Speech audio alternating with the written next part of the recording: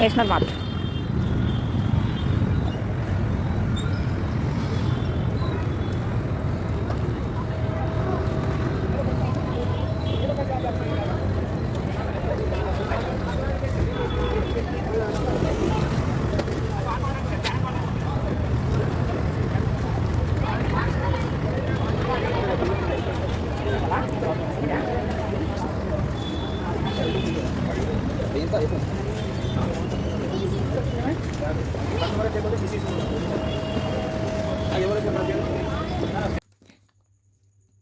Hi friends, national market shopping ఈ గిన్నెల కోసమని వెళ్ళాము.